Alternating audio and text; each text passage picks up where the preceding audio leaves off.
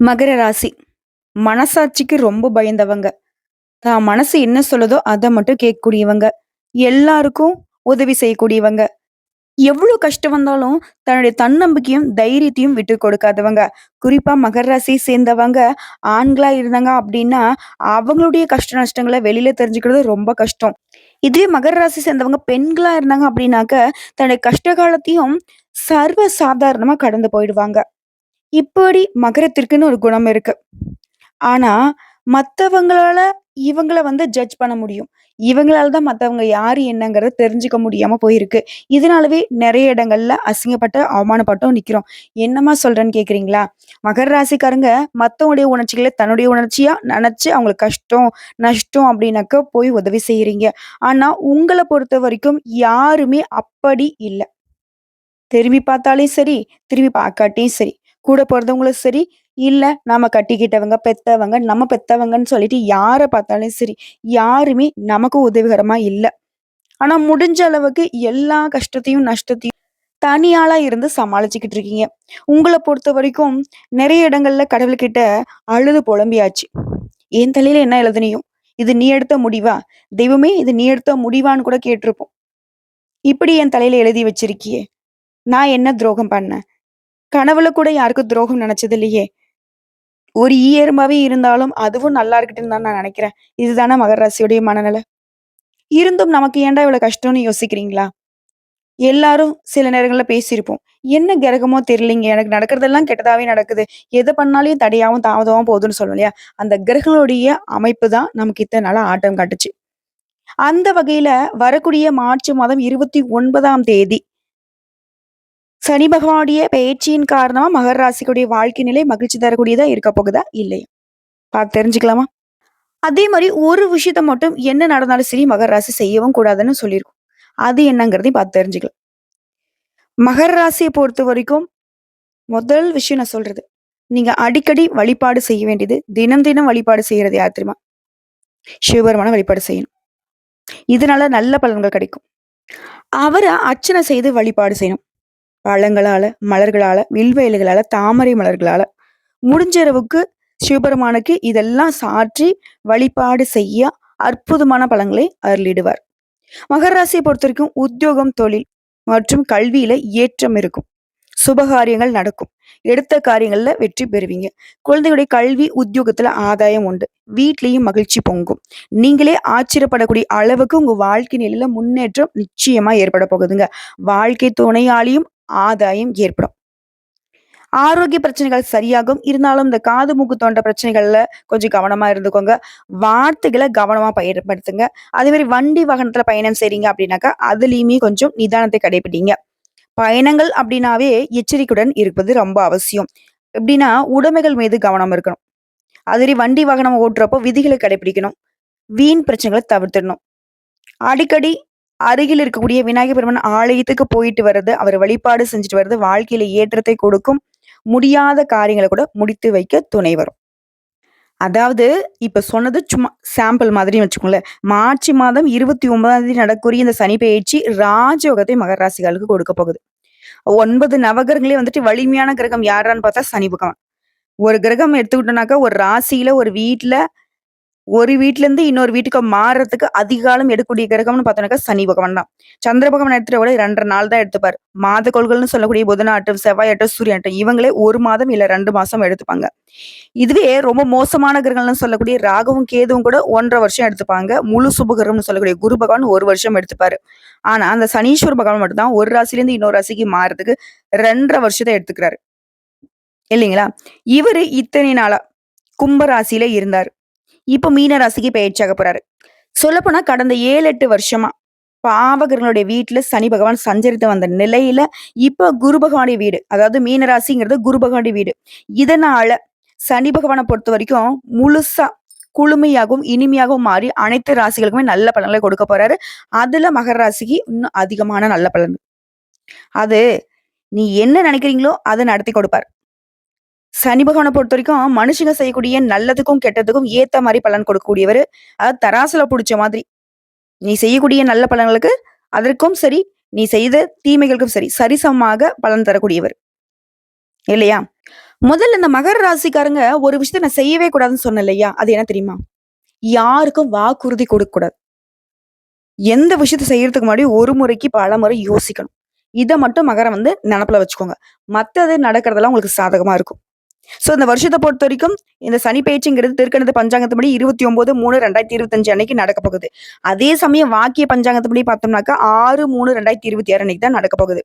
இந்த பெயர்ச்சியில சனி பகவான் பூரட்டாதி நட்சத்திரம் 3ஆம் பாதம் கும்ப ராசியிலிருந்து பூரட்டாதி நட்சத்திரம் 4ஆம் பாதம் மீன ராசிக்கு பெயர்ச்சி ஆகிட்டாரு. இது குருவுடைய வீடுன்னு நான் முன்னாடியே சொல்லியிருந்தேன். அதோட இந்த வருஷத்துல இந்த சனி பயிற்சியை தொடர்ந்து குரு பயிற்சி நடக்கப் போகுது, ராகு பயிற்சியும் நடக்கப் போகுது. இந்த அமைப்புகள் அனைத்தையுமே கணக்கிட்டு பார்க்கிறப்ப மகர ராசிக்காரனுக்கு திருக்கணித பஞ்சாங்கத்தின் முறைப்படி சனி பயிற்சிங்கிறது யோகத்தை கொடுக்கும். சனி பகவானை பொறுத்தவரைக்கும் உங்களுடைய ஜென்ம ராசியான மகரத்துக்கும் 2ஆம் இடத்துக்கு உரியவர். அவரு வந்து இப்ப 2ஆம் இடத்திலிருந்து 3ஆம் இடத்துக்கு போகப் போறார்.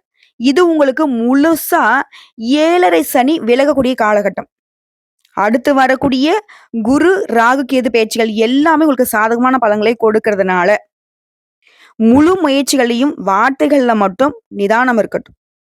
மத்தபடி உங்களுடைய எண்ணம் போல் உயர்வுக்கு உத்தரவாதம் கிட்டக்கூடிய காலகட்டம். நீங்க வந்து நான் ஒரு பெரிய பணக்காரனாகணும்னு நினைக்கிறீங்களா? கட்டாயம் நடக்கும். எல்லாரும் என்ன வந்து பாராட்டக்கூடிய அளவுக்கு நான் ஒரு விஷயத்த சாதிக்கணும்னு நினைக்கிறீங்களா? அதுவும் நடக்கும். என்ன நினைக்கிறீங்களோ அது நடக்கும்.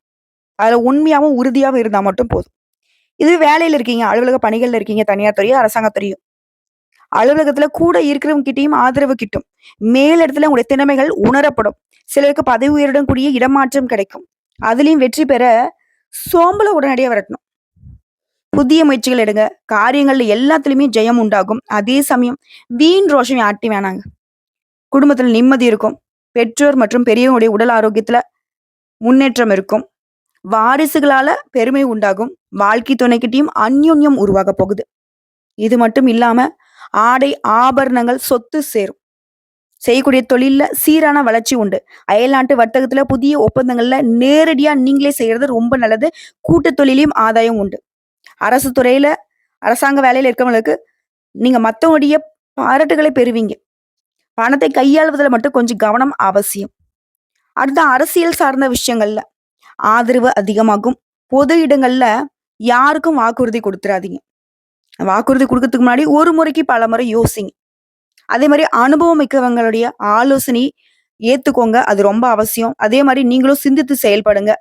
இதுல கலைஞர்களா இருக்கீங்க, படைப்புத் துறையில இருக்கீங்க அப்படின்னாக்கா, சோம்பல விட்டுட்டு வரக்கூடிய வாய்ப்ப கரெக்ட்டா பயன்படுத்துங்க. மாணவர்கள பொறுத்தவரைக்கும் இரவு நேரத்துல வெகு நேரம் விழித்திருக்கிறத தவிர்க்கணும். இயன்ற வரைக்கும் இரவு பயணம் தவிர்க்கணும்.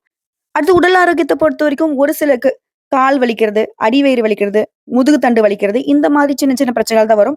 அதையும் வந்துட்டு மருத்துவர்கிட்ட போனீங்கன்னாக்கா முழுசா குணமாகிடும். உங்கள பொறுத்தவரைக்கும் வழிபாடுங்கிறது, பிள்ளையார் வழிபாடு வாழ்க்கையை பிரகாசமாக்கும். அதே மாரி ஒரு முறையாவது வைத்தீஸ்வரன் கோயிலுக்கு போயிட்டு வந்தீங்க அப்படின்னா, உங்களுடைய வாழ்க்கையே மணக்கச் செய்யும். இத தாண்டி இன்னும் சொல்லணும்னா, மகர ராசிக்காரருக்கு இந்த சனி பெயர்ச்சியில 7.5 சனியிலிருந்து விடுதலை. இதனால இனி உங்களுக்கு வந்து பொற்காலமா தான் இருக்க போகுது. சனி விடக்கூடிய காலத்துல 2ல ராகு, 8ல கேது வர்றதுனால எதுக்குமே நீங்க பயப்பட தேவையில்ல. ராகு சனியுடைய வீட்டுக்கும், கேது சிம்மத்துக்கும் வருவதனால எந்த விதமான குறைபாடும் இனி உங்க வாழ்க்கையில இருக்காது. குறிப்பா உத்திர நட்சத்திரக்காரர்கள்லாம் உயர் அதிகாரிங்க கிட்ட கொஞ்சம் எச்சரிக்கையா இருக்கணும். மத்தபடி குரு பகவானும் 6ஆம் இடத்துக்கு வர்றதுனால தேவையில்லாத பிரச்சனைகளும், சண்டைகளும் உங்கள விட்டு விலகப் போகுது. அரசியல்ல இருக்கிறவங்க ஜனரஞ்சமா இருக்கக்கூடியவர்களாக சாதாரணமா அட்வைஸ் கொடுக்கறது கூட பிரச்சனையில முடியறதுக்கு வாய்ப்பு இருக்கு. அரசியல்ல இருக்கவங்க என்ன பண்ணணும்? வார்த்தைகளை நிதானமா பயன்படுத்தணும். முடிஞ்ச அளவுக்கு யாருக்கும் வாக்குறுதியே குடுக்கக்கூடாது. அதே மாரி திருவோண நட்சத்திரத்தை சேர்ந்தவங்க எல்லா விதங்களிலும் நன்மைகளை அனுபவிப்பீங்க. அவிட்டம் நட்சத்திரக்காரர்களுக்கும் 7.5 சனி விட்டாலும் சில பிரச்சனைகள் ஏற்பட தான் கூடும். எல்லா விதங்களிலுமே கொஞ்சம் கவனத்த கடைபிடிங்க. மகர ராசி பெண்களுக்கு உடல் ஆரோக்கியத்துல இருந்து வந்த குறைபாடுகள் தீரும். அறுவை சிகிச்சை செய்யக்கூடிய நிலையில இருந்தாலும் சரிங்க, அது நல்லபடியா முடிஞ்சு உடல் நலம் தேரும். குடும்பத்த பொறுத்தவரைக்கும் இதுவரைக்கும் தாய், தந்தை பேசாம இருந்தா கூட, உடன்பிறப்புகள் கிட்ட பிரச்சனை இருந்தா கூட, உங்களுக்கு வர வேண்டிய சொத்துக்கள் அனைத்திலுமே உங்களுக்கு சாதகமான தீர்வு உண்டாகும். தாய், தந்தை பேசுவாங்க. உடன்பிறப்புகள் உங்ககிட்ட வந்துட்டு ஒத்துமையா இருப்பாங்க. அதே மாரி நீண்ட காலமா இருக்கக்கூடிய கோர்ட்டு கேஸ், வழக்கு, விசாரணை கூட உங்களுக்கு சாதகமான பலன கொடுக்கும். புதிய நம்பிக்கை பிறக்கும். புதிய வேலை கிடைக்கும். புதிய வாழ்க்கையே உருவாக போகுது. அதே மாரி வேலை தேடுறவங்களுக்கு நல்ல வேலை, உயர் பதவி கிடைக்கும். நல்ல சம்பளம் கிடைக்கும். இப்ப இருக்கக்கூடிய சூழ்நிலையிலிருந்து ஒரு நல்ல மாற்றத்தை பெறப் போறீங்க. புதுசா வேலையில புதிய அலுவலகத்துக்கு நல்ல இடமாற்றம் உண்டாகும். அடுத்ததா 2, 8க்கு வரக்கூடிய ராகு, கேது புதிய பரிமாணங்களை உங்களுக்கு குடுக்குறாங்க. வரக்கூடிய வாய்ப்புகள பயன்படுத்திக்கிட்டா மட்டும் போதும். 6ஆம் இடத்துக்கு போகக்கூடிய குரு பகவானும் நமக்கு அதிகமான அதிர்ஷ்ட வாய்ப்புகளையும், பல வழிகள்ல சம்பாதிக்கக்கூடிய வாய்ப்பையும் ஏற்படுத்தி குடுக்குறாரு. பங்கு சந்தையில முதலீடு செய்றீங்களா? கொஞ்சம் எச்சரிக்கையா பண்ணுங்க. நிலத்தில முதலீடு செய்றீங்களா? அது ரொம்ப நல்லது. மேலும் புதுசா வீடு வாங்குறது, வண்டி வாகனம் வாங்குறது இது எல்லாமே உங்களுக்கு யோகத்தை கொடுக்கும். இது கூட்டு தொழில் செய்றவங்களுக்கு நல்ல எதிர்காலம் இருக்குங்க. இதுவே சொந்தமா தொழில் செய்றீங்க, வியாபாரம் பார்க்குறீங்க அப்படின்னாக்க, வியாபார முயற்சிகள் வெளிநாட்டு தொடர்புல நெறைய சம்பாதிப்பீங்க. ஏற்றுமதி, இறக்குமதி செய்றவங்களுக்கு நெறைய பணம் போட்டு தைரியமா வியாபாரம் பார்க்கலாம். வெளிநாட்டு முயற்சிகள் உங்களுக்கு லாபத்த தான் கொடுக்கும். இந்த சனி பெயர்ச்சிய பொறுத்தவரைக்கும் எதிர்பார்க்காத நல்ல விஷயங்களை கூடக்கூடிய காலகட்டம். ஏற்கனவே எடுத்த முயற்சிகள்ல நல்ல பலன் கிடைக்கும். மகர ராசிக்காரர்களுக்கு அதுவும் குறிப்பா பெண்களுக்கு வந்து நல்ல வாய்ப்புகள் உங்களுக்கு கிடைக்கும். வீட்ல இருந்து தொழில் செய்யக்கூடிய பெண்களுக்கெல்லாம் நல்ல முன்னேற்றமான காலகட்டமா இந்த காலகட்டம் இருக்க போகுது.